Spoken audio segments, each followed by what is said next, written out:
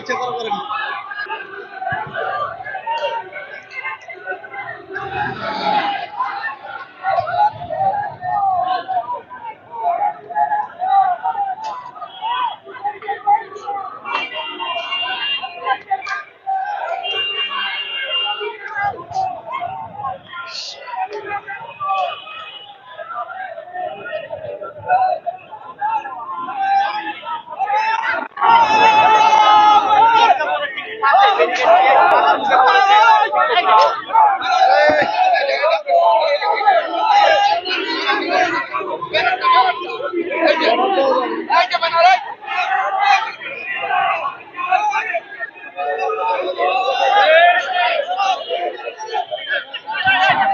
ঘেরাও কর্মসূচি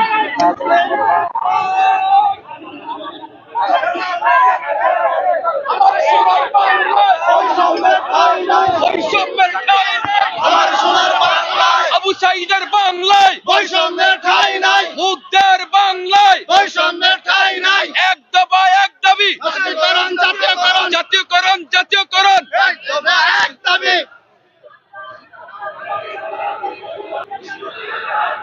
এদিকে আসেন, যে আমাদের প্রধান দাবি হলো জাতীয়করণ। যেহেতু বাংলাদেশের ভিতরে সরকারি এমপিভুক্ত প্রতিষ্ঠানগুলি, সেগুলো প্রতিষ্ঠানগুলোতে টিচারদেরকে ওয়ানলি পর 1000 টাকা দেয় হলে যে বাড়ি ভাড়া, চিকিৎসা ভাতা দেয় 500 টাকা। এরকম বৈষম্য যে দেশের ভিতরে, একই বাজারে সবাই 1000 টাকাতে কোনো বাড়ি ভাড়া পাওয়া যায় না।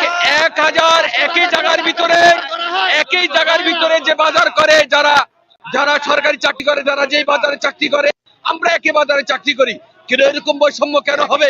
যে ইউনিভার্সিটি দ্বারা পড়াশোনা করেছে, আমরা সেই ইউনিভার্সিটির স্টুডেন্ট, কিন্তু আমরা মানি যে আমরা এভাবে কষ্ট করে চলতেছি, 1 বছর 2 বছর নয়, একজন টিচার এখান থেকে চলে যাচ্ছে, কিন্তু তাদের অধিকার বাস্তবায়ন হচ্ছে না। আমরা সমস্ত বাংলাদেশের 5 লক্ষ টিচারদের অধিকার নিয়ে আজকে আমরা শিক্ষা ভবনে এসেছি আমাদের অধিকার বাস্তবায়ন করার জন্য। সম্মানিত শিক্ষক মহোদয়, এখানে আসার মূল কারণ, আমরা আজকে শিক্ষা অঙ্গনে থাকার কথা, কিন্তু আমাদেরকে কেন আজকে সেই রাজপথে এনেছে? এই জন্য দুঃখের সাথে জানাচ্ছি, আমাদের অধিকার বাস্তবায়ন করার জন্য, আমার অধিকারের জন্য আজকে আমরা শিক্ষা ভবনে এসেছি। কথা ঠিক কিনা? প্রিয় শিক্ষক বন্ধুরা, আজকে আমাদের সাংবাদিক ভাইরা যারা উপস্থাপন, জাতীয়করণ, এক দফা এক দাবি। জাতীয়করণ, জাতীয়করণ। আমার একটা প্রশ্ন,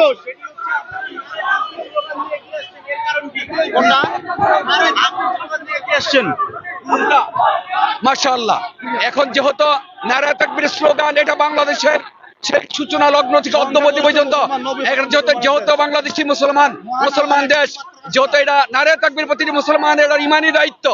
আর আপনি যদি বলেন কেন নারায়ে তাকবীরের স্লোগান দেওয়া হবে, যেখানে 90% মুসলমান, এখানে কুল্লু মুসলিমিন ইখওয়া, সমস্ত মুসলমান, এখানে মুসলমানদের অধিকার, এখানে যারা ম্যাক্সিমাম যারা টিচার, সেখানে সবাই মুসলমানদের জবান থেকে নারায়ে তাকবীর স্লোগান আসবেই, আর আসবেই। হ্যাঁ, মাদ্রাসা শিক্ষক এখানে আসবেই। আর আমাদের অধিকার হলো আমাদের জাতীয়করণ। আমরা আমাদের অধিকার চাই। জি, হয়, মাশাআল্লাহ, কথা ঠিক। 12,000 টাকা বেতন পাই, 12,500 টাকা বেতনে বর্তমান বাজারে চলা যায়? আপনি বলেন, 12,500 টাকা দিয়ে বর্তমান বাজারে চলা যায়?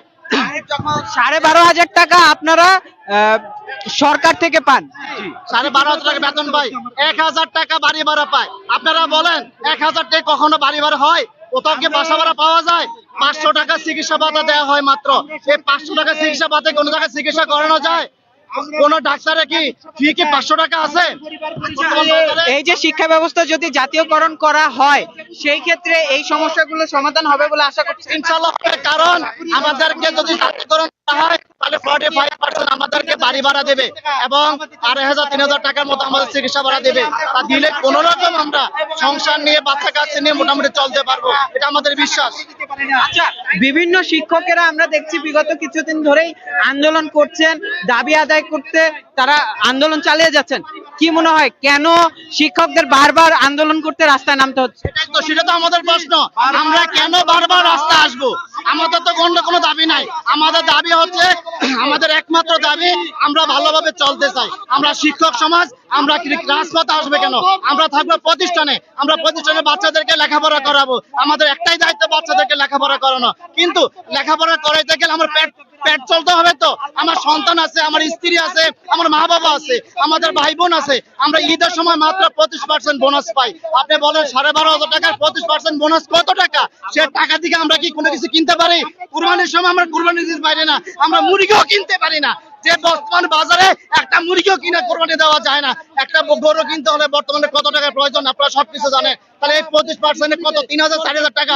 3,000-4,000 টাকা দিয়ে আমরা কি পারি আমাদের বাচ্চাদেরকে কোনো কাপড় চোপড় কিনে দিতে, আমাদের মা বাবাকে একটা কাপড় কিনে দিতে? বর্তমান বাজার পারি না আমরা, সেই জন্য আমাদের রাস্তা মধ্যে আনতে হয়। অনেক শিক্ষক আছেন যারা প্রাইভেট ছাত্র পড়িয়ে ভালো টাকা ইনকাম করেন, এমন আমরা দেখি। এইরকমটা কিন্তু সাধারণ মানুষেরও পার্সপেক্টিভ, শুধুমাত্র স্কুলের বেতনে শিক্ষকরা চলে না। এই ক্ষেত্রে কি বলবেন? ওনলি ফর 2% শিক্ষকরা সারা বাংলাদেশে যারা বিএসসি পড়া বা ইংলিশ পড়ায় তারাই শুধু প্রাইভেট পড়াতে পারে।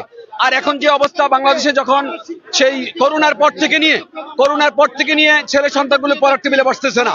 ইভেন যে আগে যে একটা অধিকার ছিল বাচ্চাদেরকে ঠিক মতন পড়াশোনা করা, শিক্ষকরা যে ছাত্রদেরকে যেভাবে সুন্দরভাবে গড়িয়ে তোলা এবং শিক্ষকরা যেভাবে ছাত্রদেরকে আদর্শ ছাত্র হিসেবে প্রতিষ্ঠা করা, এটা কোনো হচ্ছে না। এই 17 বছরেই জালিম সরকারের কারণে, বর্তমান যে জালিম সরকারের কারণে এগুলো কিন্তু বর্তমান ছেলে সন্তানগুলো পড়ার টেবিলের পড়া বান্ধব না, শিক্ষক বান্ধব না, স্কুল বান্ধব না, তারা ডিভাইডেড হয়ে গেছে। এবং বর্তমান যে এই গভর্নমেন্টের কারণে এই 5-6 মাস ছেলে পেলেগুলো একটু পড়ার টেবিলেতে মনোযোগ দিচ্ছে। এভাবে যদি চলতে থাকে তাহলে শিক্ষকও এগিয়ে যাবে, পড়াশোনা এগিয়ে যাবে, কিন্তু শিক্ষকের যে অধিকার তো বাস্তবায়ন হচ্ছে না। আপনি আমাকে প্রশ্ন বলছেন যে কিছু কিছু লোক প্রাইভেট পড়াচ্ছে, এটা ওকে পাইন, কিন্তু এই 2% যারা টিচার তারা প্রাইভেট পড়াচ্ছে, তারা অনেক টাকা পাচ্ছে। কিন্তু আর যেই 58% যেই শিক্ষকরা তারা এভাবে তাকিয়ে থাকে, তারা যেহেতু সমাজ কল্যাণ কেউ প্রাইভেট পড়ে না, যেমন বা বাংলা কেউ প্রাইভেট পড়ে না, এবং তার ইসলামের ইতিহাস কেউ প্রাইভেট পড়ে না, অনেক সাবজেক্ট গুলো প্রাইভেট পড়ে, অনলি ফর ম্যাথ এবং ইংলিশ প্রাইভেট পড়ে। কিন্তু অন্য টিচাররা কিভাবে চলবে ভাইজান? এটা আপনাদের কাছে আমরা যেতে পারি না। আমরা বিশ্ববিদ্যালয় থেকে অনার্স মাস্টার্স কমপ্লিট করে শিক্ষকতার স্বপ্ন নিয়ে এই শিক্ষকতায় পেশায় আসছি। নিজের স্বপ্ন পূরণ হয়েছে, কিন্তু আজকে আমার পরিবারের স্বপ্ন পূরণ হচ্ছে না। আমাকে মাত্র 12,500 টাকা বেতন দেওয়া হয়, আমাকে মাত্র 1,000 টাকা বাড়ি ভাড়া দেওয়া হয়, 25% উৎসব ভাতা যেটা মাত্র 3,000 টাকা। এই টাকা দিয়ে বর্তমান সমাজে একটা রাজহাঁস কেনা যায় না। সেই টাকা দিয়ে আমরা কিভাবে ঈদ করব? আর এই স্বপ্ন পূরণ করতে গিয়ে আমরা বাংলায় আজকে বৈষম্যের শিকার হচ্ছি। আজকে শিক্ষকতা পেশাকে মনে হয় একটা দায়ের পেশা হয়ে দাঁড়াইছে। আমি নিশ্চিন্তপুর কামিল মাদ্রাসায় একজন শিক্ষক হিসাবে, ইংরেজি শিক্ষক হিসাবে আছি। চাঁদপুর কচুয়া থেকে আসছি। আমাদের যৌক্তিক দাবি 1,000 টাকা যে বাড়ি ভাড়া দেওয়া হয়, 500 টাকা চিকিৎসা খরচ দেওয়া হয় এবং 25% যে উৎসব বোনাস দেওয়া হয়, এইটার পরিবর্তনের দাবিতে জি জি জি জি আপনাদের বাড়ি এবং আপনাদের স্কুল জি আমার মনে হয় একই জায়গায়, যার কারণে জি আপনাকে ধন্যবাদ। হ্যাঁ, আমি বলি এই বিষয়টা, আমার নিজ জেলা হচ্ছে ঢাকায়, কিন্তু আমার কর্মরত জেলা হচ্ছে চাঁদপুরে। তাই আমি চাঁদপুরে কর্মরত থাকার কারণে আমার তো ভাড়া থাকতে হয় নাকি? তো এই 1,000 টাকা দিয়ে চাঁদপুরে কোথাও বাড়ি ভাড়া পাওয়া যায় না। সরকার আমাদেরকে যে 1,000 টাকা বাড়ি ভাড়া দেয়, এটা দিয়ে গোয়ালঘরও ভাড়া পাওয়া যাবে না। এরকম বাড়ি ভাড়া দিয়ে আমরা কিভাবে চলবো? আমাদের পরিবারকে আমি কিভাবে রাখবো?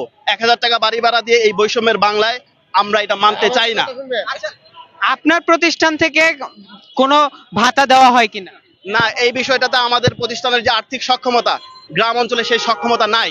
হয়তোবা শহরের গুটি কয়েক প্রতিষ্ঠান আছে যেখানে আর্থিক সক্ষমতা আছে, তারা বাড়ি ভাড়া গুটি কয়েক প্রতিষ্ঠানে দেওয়া হয়, কিন্তু আমরা কিন্তু সেই ভাতা পাচ্ছি না। যার কারণে আমরা এই ঘর ভাড়া সহ আমরা এই ঈদ বোনাস দিয়ে আমাদের বর্তমান সমাজে চলা খুবই দুর্বিষহ হয়ে দাঁড়িয়েছে। যার কারণে আজকে আমরা এই শিক্ষা অফিসে আসছি আমাদের যৌক্তিক দাবি নিয়ে। যদি আমাদের দাবি পূরণ করা হয় আমরা অবশ্যই বাড়ি চলে যাব। ধন্যবাদ। আরেকটি কথা, সেটা হচ্ছে এনটিআরসি এর মাধ্যমে যেসব শিক্ষক নিয়োগ, কারোর বাসা যশোর, সে রংপুরে চাকরি করে, রংপুরে কেউ বরিশালে, বরিশালের কেউ সিলেটে, সিলেটের কেউ চট্টগ্রামে। আমার কাছে আপনাদের প্রশ্ন, 12,500 টাকা বেতনে এমপিওভুক্ত একজন শিক্ষক কিভাবে বাড়ি ভাড়া নিয়ে, তার সাথে তো কোনো অভিভাবকের মেয়েও বিয়ে দিবে না। আমার অনেক বন্ধু বান্ধব আছে, তারা 12,500 টাকা বেতনের কারণে তারা বিয়ে পর্যন্ত করতে পারছে না। কারণ কোনো অভিভাবক যদি শোনে এর বেতন 12,500 টাকা, তত লাথি মেরে তারাই দিবে, কোনো গাইডলাইন গ্রহণ করবে না। তো শিক্ষকদের যদি অর্থনৈতিক উন্নয়ন না ঘটে, তাহলে সে দেশের শিক্ষারও উন্নয়ন ঘটবে না। এই জন্য আমি মনে করি প্রথমে শিক্ষকদের অর্থনৈতিক উন্নয়ন ঘটান, তাদের সুন্দরভাবে বেঁচে থাকার একটা ব্যবস্থা করতে হবে। না হলে তারা যেভাবে অর্থনৈতিক বৈষম্যের শিকার হচ্ছে, ভবিষ্যতের শিকার হবে। এবং সবচেয়ে বড় বিষয়, তারা, আমার এক বন্ধু, সে এখনো পর্যন্ত বিয়ে পর্যন্ত করতে পারে নাই, কারণ তার যে বেতন, সে বেতনে ঘর ভাড়া দিয়ে সংসার চালানো সম্ভব নয়। তো এই যে দুরবস্থা, এই দুরবস্থার অবসান ঘটানো উচিত। 5ই আগস্টের পরে যে একটা বৈষম্য বিরোধী মাধ্যমে যে সফল একটি সরকার, জনগণের সরকার বর্তমান প্রতিষ্ঠিত আছে, এই জনগণের সরকার জনগণের কথা মেনে, শিক্ষকদের প্রাণের দাবি মেনে শিক্ষকদের অর্থনৈতিক উন্নয়ন ঘটাবে বলে আমরা সকল সারা বাংলাদেশে 5 লক্ষ শিক্ষক এটি বিশ্বাস করে। এবং ডক্টর মোহাম্মদ ইউনূস অত্যন্ত দ্রুততার সাথে শিক্ষা উপদেষ্টা ওয়াহিদুদ্দিন স্যারের সাথে কথা বলে এই বিষয়ে একটা সুন্দর সফল একটা সিদ্ধান্ত নেবেন বলে আমরা বিশ্বাস করি। এবং আমাদের এই দাবির সাথে শিক্ষা উপদেষ্টাও একমত। কিন্তু বিষয় হচ্ছে, তাহলে আমরা রাজপথে কেন? আমাদের দাবির সাথে যদি একমত থাকে শিক্ষা উপদেষ্টা, তাহলে তারা লিখিতভাবে কোনো একটা প্রজ্ঞাপন জারি করে দিলেই তো আমরা ঘরে ফিরে যাই। তারা বলছে যে আমাদেরকে আগামী বাজেট থেকে আমাদেরকে এই উৎসব বোনাস, বাড়ি ভাড়া ভাতা এগুলো বৃদ্ধি করা হবে, কিন্তু লিখিত আশ্বাস ছাড়া, এই মৌখিক আশ্বাসে আমরা এই পর্যন্ত অনেকবার বিগত সরকারের আমলে বাড়ি ফিরে গিয়েছি। তো আজকে আমরা লিখিত প্রজ্ঞাপন ছাড়া বাড়ি ফিরে যাব না। যদি লিখিত প্রজ্ঞাপন দেওয়া হয়, আজকে আমাদের এই কর্মবিরতি, এই যে অবস্থানের কর্মবিরতি দিয়ে আমরা বাড়ি চলে যাব। ধন্যবাদ। ধন্যবাদ। আমরা আন্দোলনরত শিক্ষকদের সাথে কথা বলছিলাম, তারা তাদের দাবির কথা যেমন জানাচ্ছিলেন, তাদের অভিযোগের কথাগুলোও তারা জানাচ্ছিলেন। এই মুহূর্তে আমরা আছি রাজধানীর সেগুনবাগিচায়, সচিবালয়ের যে সড়কটি, সেই সড়কের সামনে। এখানে অবস্থান নিয়েছেন শিক্ষকরা, এমপিওভুক্ত শিক্ষকরা শিক্ষা ব্যবস্থাকে জাতীয়করণের দাবিতে। তাদের ঠেকাতে যেন জনদুর্ভোগ বৃদ্ধি না পায়, তার জন্য পুলিশ সদস্যদের ব্যাপক উপস্থিতি আমরা দেখছি এখানে।